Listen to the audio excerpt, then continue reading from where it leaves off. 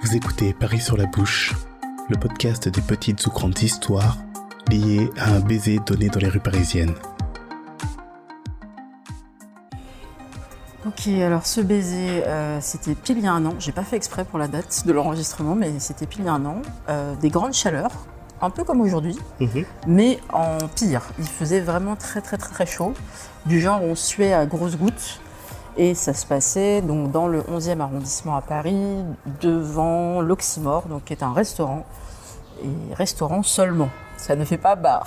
Oui, on vient de découvrir ça. Voilà. Et du coup, pourquoi cet endroit-là ? D'abord, c'est à 2 pas de chez moi.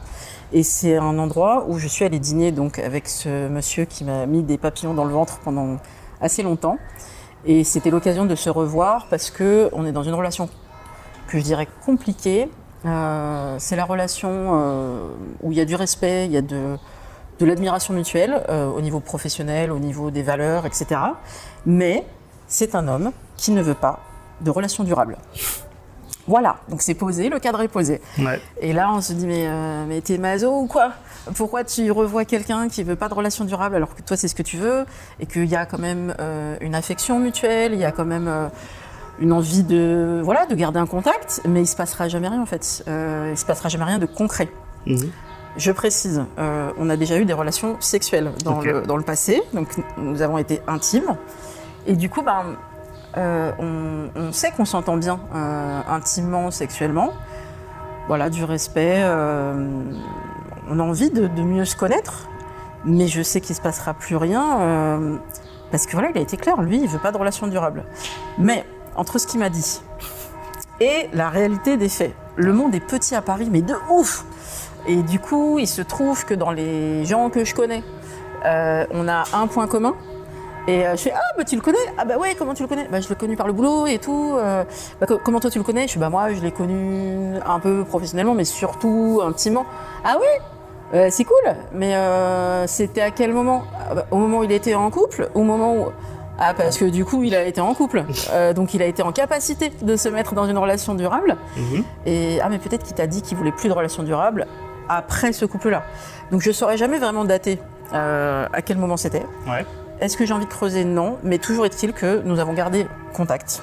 Il demande de mes nouvelles régulièrement, comment ça va, comment mes proches vont, où j'en suis dans ma vie, même personnelle, et est-ce que je fais des rencontres et tout. Et moi, je maintiens le lien. Et peut-être qu'il y a un petit peu au fond de moi, ce côté, peut-être qu'un jour il changera d'avis. C'est un petit peu pathétique, je l'admets, mais ça serait tellement l'homme de ma vie s'il voulait bien, quoi. Enfin, il coche toutes les cases. Ouais. Et fait chier. Ça fait trop chier. Donc, il coche les cases, mais il veut pas. Donc, moi, j'avance en attendant. Je l'attends pas, ça sert à rien. Toujours est-il que on se croise. Le truc le plus frustrant de la Terre, on se croise 2 fois par an, peut-être 3 fois.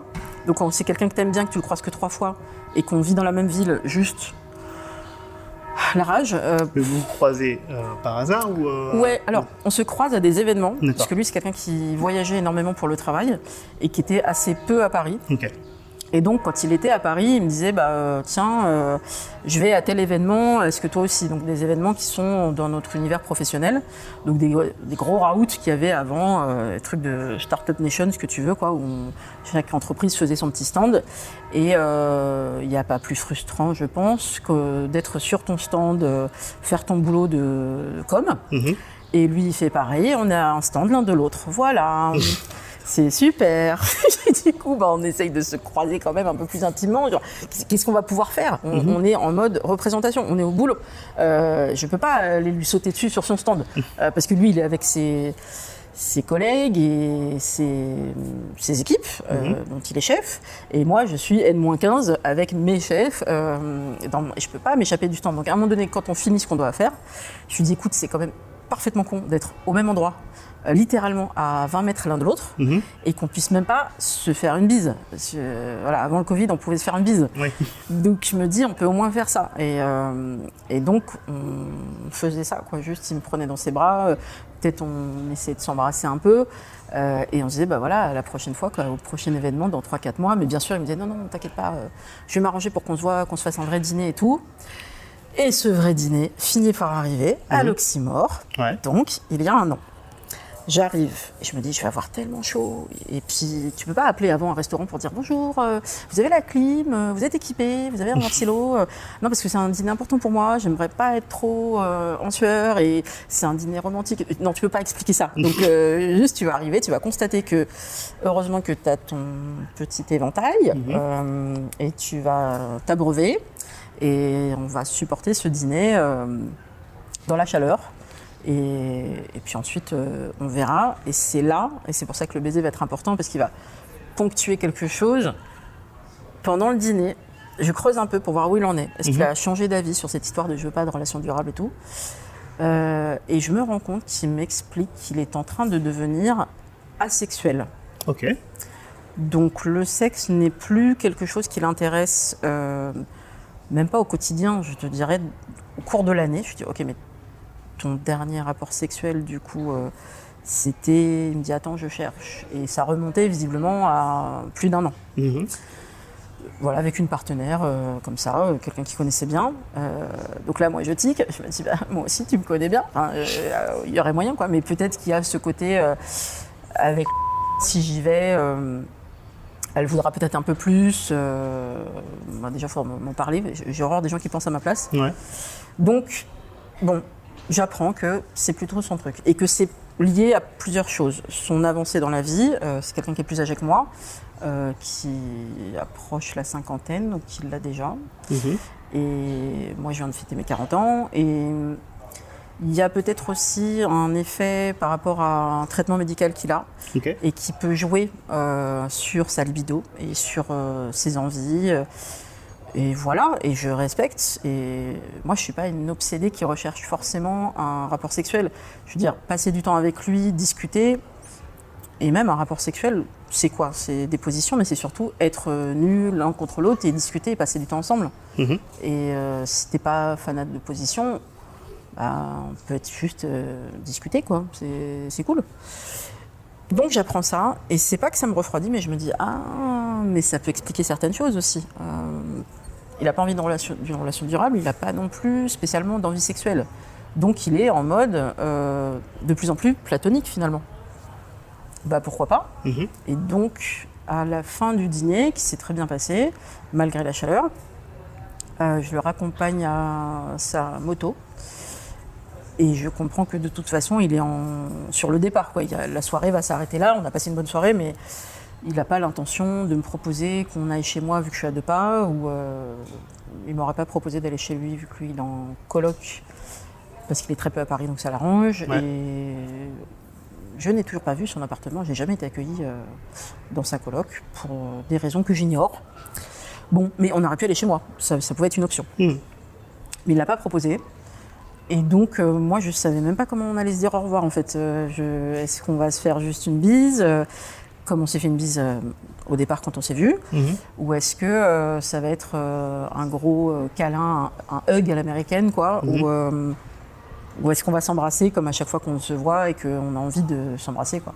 Parce que la soirée s'est bien passée, sinon, dans l'ensemble. La soirée s'est très bien passée, voilà, c'était cool. C'est juste que je pense que j'étais un petit peu refroidie d'entendre « je deviens asexuel », ou en tout cas peut-être qu'on peut mettre dans cette case-là, parce que je me suis dit il faut que je travaille ce sujet-là, parce que ça m'intéresse pour moi, puis pour mieux connaître les gens. Voilà, maintenant dans les LGBTQIA+, le A c'est asexuel, donc il faut que je m'intéresse un peu plus à ces personnes qui peuvent être en vie de couple. Simplement, il faut respecter leur non-désir ou leur désir différent. Et est-ce que moi, je pourrais envisager d'être dans une relation avec quelqu'un qui est asexuel? Je ne sais pas, je n'ai pas essayé, on ne m'a pas donné l'occasion. Mais je ne pense pas que je serais fermée. Donc, je le raccompagne à sa moto. Il me prend dans ses bras. Et là, il m'embrasse. Et là, je retrouve les baisers passionnés qu'on a pu échanger quelques années auparavant, où là je savais pas qu'il voulait pas de relation durable, où j'imaginais rien, j'étais juste bien dans ses bras et juste bien à l'embrasser, à le faire à ma manière. Il n'y a pas 15 techniques, mais moi j'en ai une. C'est de mordiller la lèvre inférieure de mon partenaire, On a dit mordiller, hein. Pas mordre. Pas genre tu fais mal et mais aïe, non. Laissez faire les professionnels. Voilà, c'est ça. On y va doucement, ça peut être excitant aussi. Et en général, ça déclenche une bonne ambiance. Okay. Et parfois plus. Et donc là, je sens qu'il est, il est content qu'on puisse s'embrasser, se galocher, mais vraiment. Et ensuite, il me dit au revoir. Et il me retient par la main. Et il me reprend. Il me tire le bras pour que je revienne dans ses bras, qu'on se re-embrasse. Et tu te dis, mais vas-y, dis-moi, viens, on va chez toi. Et je dirais pas non. Et même si on n'irait pas beaucoup plus loin, même juste passer quelques heures avec lui, continuer la conversation, ça m'aurait suffi. Nu ou pas nu, je m'en fous, c'est comme lui se sent, quoi. Mais non, je pense qu'il avait encore des trucs à faire le lendemain matin assez tôt. Et donc ce baiser s'arrêtait là, mais c'était un baiser doux, fougueux. C'était beau et ça m'a pas frustrée. J'ai eu les papillons dans le ventre, mais pas la frustration qui va juste après, genre c'est tout pourri, c'est trop bien, mais c'est tout pourri parce qu'il veut pas. J'étais pas dans ce côté frustré que j'ai pu connaître avant. Ouais. J'étais plus apaisée en me disant ça conclut une belle soirée et prends-le comme ça. Et c'est cool. Et on se reverra quand on se reverra. Et maintenant, tu sais que la temporalité, elle bouge tout le temps. Des fois, on se revoit tous les 3-6 mois. Des fois, c'est 1 an. Avant, ça me peinait tellement. Je me disais, mais c'est pas possible. Si tu m'aimes bien, si tu tiens à moi, tu trouves du temps. Tu t'es pris pour qui ? T'as cru que t'étais ministre ou quoi ? Et vraiment, je le prenais mal. Et j'ai pris beaucoup plus de distance. Dès lors que je vois d'autres personnes, je l'attends pas. Et donc, ça se passe mieux. Et on verra la prochaine fois qu'on se reverra, mais j'ai l'impression, je faisais une petite recherche, là, magie de WhatsApp, c'est quand la dernière fois qu'on s'est vu ? Parce qu'on se parle régulièrement, mais la dernière fois qu'on s'est vu physiquement, il semblerait, sauf erreur, que ce soit effectivement pour se baiser à l'oxymore. À suivre.